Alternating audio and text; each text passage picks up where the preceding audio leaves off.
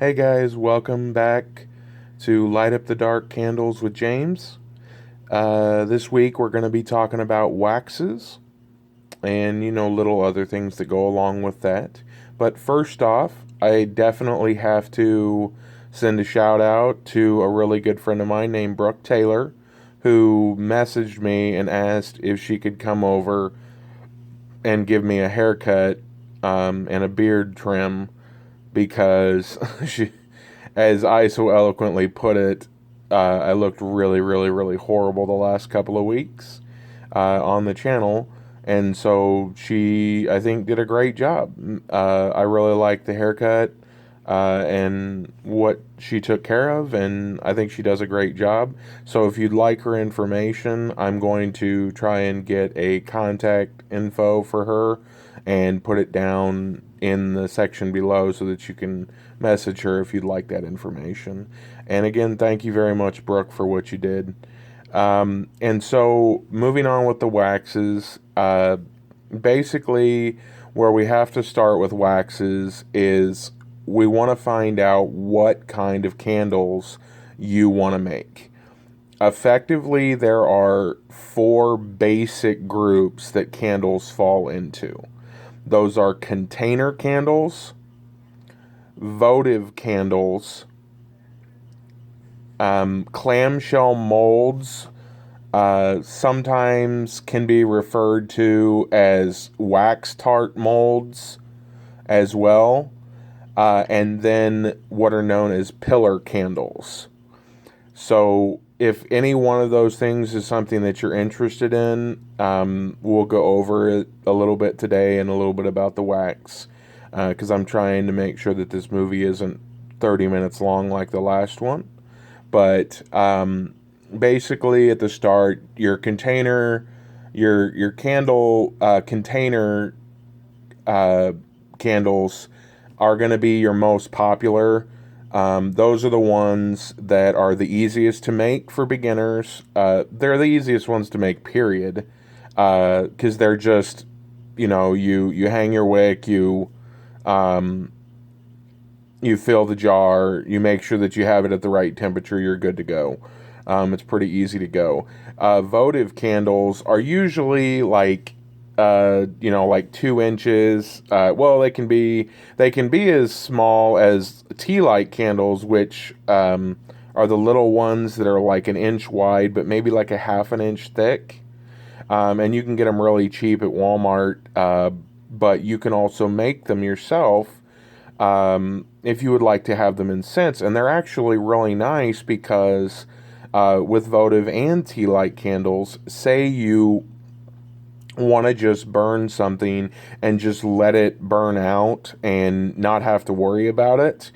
If you have one of those like mini crock pots that is used for heating candles, or a candle warmer or something like that, you can set one of these things on there, or you can just use a dinner plate, because I use like a 12 inch by 12 inch dinner plate that's got ridged edges that come up just a little bit, and I put it in the middle and light the candle there, and that will burn for a couple of minutes, maybe a little bit longer, depending on what kind of wax or what kind of wicks you're going to use with it. And when that all happens, then the candle will just burn out, and it'll leave your apartment, business, home, whatever it might be, smelling really well, just depending on whatever you like. So they're really easy to take care of and stuff like that if that's what you're interested in. The wax tarts or clamshell mold candles are the ones that you see that they look like a little plastic, like egg carton, that have been filled with little tiny packs of wax that you actually take out of the thing and you put it onto what's called a scent warmer, and it warms that up and it disperses the scent until the wax disappears or gets burned off, and then you just keep replacing those. They are they're really good because they're easy to make, and you can make lots of them very, very quickly. I was actually making them like 70 of the little clamshell molds at a time. So they're very, very easy to make and very, very easy to mass produce. And you can make some really high quality stuff. And you can definitely find a lot of custom made scents that you'll never see in the stores for these wax clamshell molds. And then the other ones are pillar candles, and I've done a little bit of pillar candle stuff. I've put my hands into just about all different kinds of candles, doing all kinds of wacky. If I heard something from a friend like, "Hey, have you ever tried this with a candle?" I probably have tried it. There's a lot of really, really cool, interesting facts that you can do with candles that are really fun if that's what you're into. And pillar candles basically make it so that you don't need the glass jar. They support themselves. Usually, what happens is you get a scent trail in the middle that goes down the middle of the wax mold, but usually you do end up with a circular ring when it comes to those types of candles of wax that's left over. And personally, for me, I'm not a big fan of having that wax left over. So I have a tendency to melt that wax back down and put it back into another jar. But that's just me. Some people just throw them away. But so basically, what you're looking for, just let me know on what you're thinking for which type of candles you want to do. And if you have any questions or anything like that, let me know, and we can go over that, or you can email me, whatever it might be. But the next step that you're basically looking for is, are you wanting to put any additives into your wax? Which I would actually say I would talk about before we talk about the actual wax. They do offer additives like they use UV blockers and other things as well. UV blockers are made if you want to do colored candles. Over time, if they are sitting on the shelf, your candles will start to dull in color because they're actually absorbing the light, and it's burning down. It's the same thing that happens with your t-shirts over time. They're just going to not be as bright or vibrant as they have when you made them. But the UV blocker extends the period of time that they stay looking the same way. So it can be a good thing if you're going to be selling them a lot to add a UV blocker. I don't ever add a UV blocker to any of the candles that I make because there are no green UV blockers. You're just adding a chemical to your candle. And my principle is that I never make anything that puts chemicals into the air. If you're okay with that, then whatever you want to do, go for it. I'll definitely support anybody that wants to make some candles.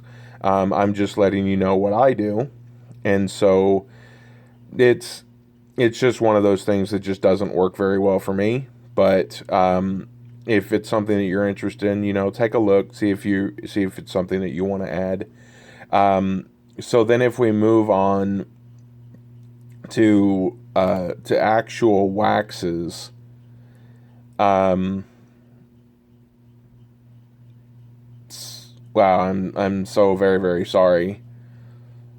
I'm sorry. Okay, my head just kind of spun around there for a second.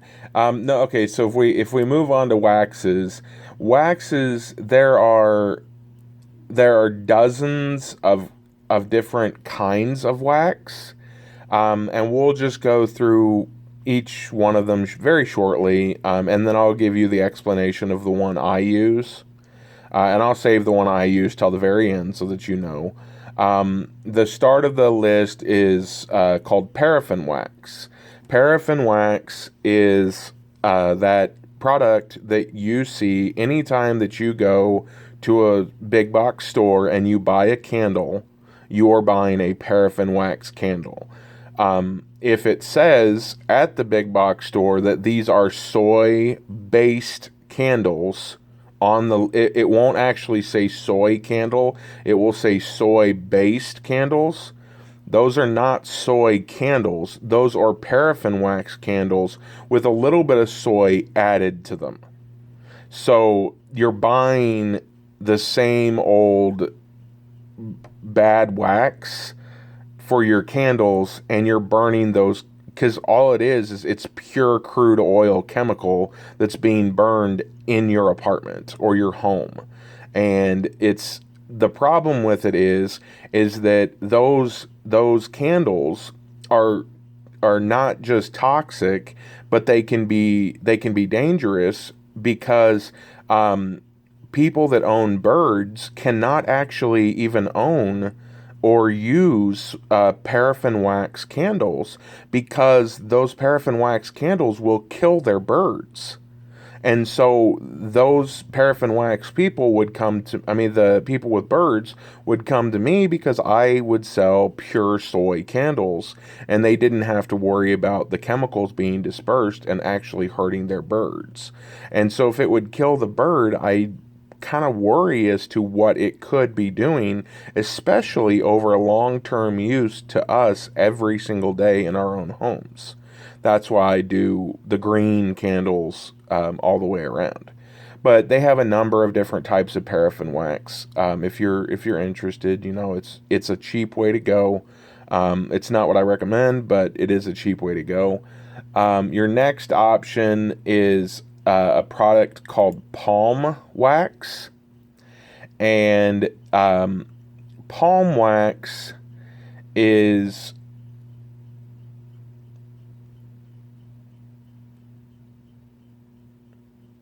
kind of it's kind of a like a pillar based wax. It is not soy. It's made from oil. It's not one that I recommend, but it is one that you can use. It's a little bit more expensive than paraffin wax, but and it's not really as easy to get a hold of, but it is an option if it's something that you're interested in. Your next option will be will be basically the two next options you'll have. The next option would be bee wax, and the wax that the bees make and stuff like that. And you can purchase it. I know that people do have to have a special license to actually sell it. So I don't know for sure if you have to have a special license to turn it into candles and sell it. But I do know that you can make some very good quality candles. They are still a candle that you do still have to mix certain things into to be able to make professional based candles, because beeswax does come with a color in it. It's kind of it can be anywhere from a little bit off white to even to a yellowish color. It just kind of depends on where you get it from. And so it's one of those things that if you're wanting a professional looking candle, you usually would end up having to put quite a bit of color into it to make sure that it looks correct. And so it's something to think about. But it's great stuff. It is a little bit more expensive wax, but it is natural, which is good stuff. It's also very, very good wax for the clamshell molds, because you can actually use bee wax on your skin, and it actually is a really good moisturizer.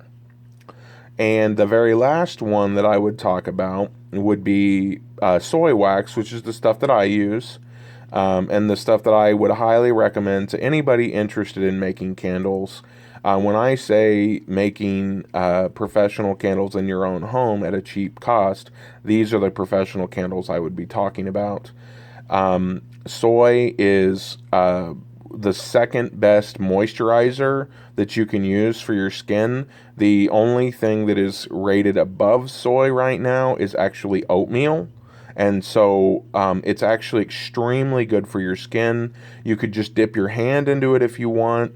It has a low boiling point. If you actually take a bit of wax out and like put it in your hand, even when it's like in flake form or in bar form, if your hands are warm enough, they can actually start it to sort of turn liquid.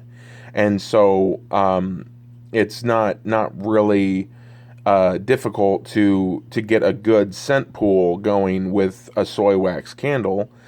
They're also completely green because there's no chemicals. They're completely soy based waxes.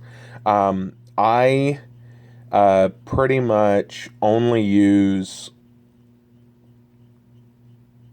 I pretty much only use like golden wax is my favorite.